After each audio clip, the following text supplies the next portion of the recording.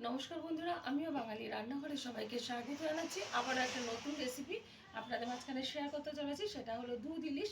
তাহলে চলুন দেখে নেওয়া যাক আজকের রেসিপি। এখানে আমি নিয়ে নিয়েছি একটা পাত্রে দুটো এই যে ইলিশ, আর এটা কিন্তু ভালো করে আঁশ ছাড়িয়ে কেটে টুকরো করে নিয়েছি। এখন ভালো করে দিয়ে পরিষ্কার করে নেব।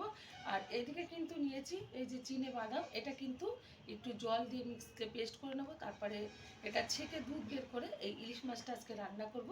তাহলে দেখতে থাকুন আমার এই ভিডিওটি প্রথম থেকে লাস্ট পর্যন্ত।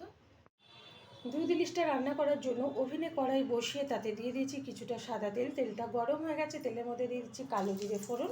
আপনারা সাদা তেলের বদলে কিন্তু এটা সর্ষের তেলেও এটা রান্না করে নিতে পারেন। দিয়ে দিচ্ছি 1 চামচ হলুদ গুঁড়ো, দিয়ে দেব পরিমাণ মতো লবণ, দিয়ে দিচ্ছি ধুয়ে রাখা ইলিশ মাছ। একটু নেড়ে ফেড়ে নেব, আর বেশি নাড়ব না। দিয়ে দিচ্ছি এখানে এই যে বাদামটা আমি পেস্ট করে রেখেছিলাম, সেটা কিন্তু ওই যে দুধ বের করে ছেঁকে নিয়েছি, দিয়ে দিচ্ছি মাছের উপরে, ইলিশ মাছের উপরে। দিয়ে দিচ্ছি এখানে সর্ষে বাটা, খুব অল্প পরিমাণে কিন্তু সর্ষেটা ব্যবহার করলাম। দিয়ে দেব 1 চামচ লঙ্কার গুঁড়ো। এখন ভালোভাবে একটু নাড়িয়ে নেব।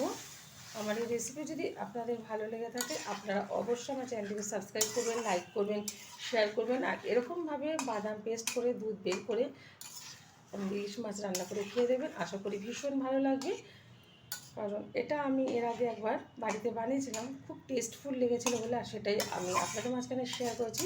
আমি প্রায় ভিডিওতে বলে থাকি যেটা আমাদের পরিবারের মুখে ভালোও লাগে, সেটা কিন্তু আমি আপনাদের মধ্যেও শেয়ার করি, যাতে আপনার পরিবারকে আপনি সুন্দরভাবে করে খাওয়াতে পারেন।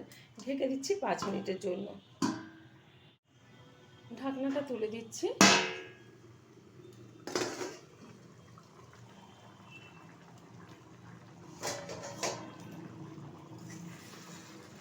দুধ ইলিশটা কিন্তু হয়ে গেছে, নামিয়ে ঢেলে দেবো একটা পাত্রে। দেখা হবে পরের ভিডিওতে নতুন কোনো রেসিপি নিয়ে। ধন্যবাদ।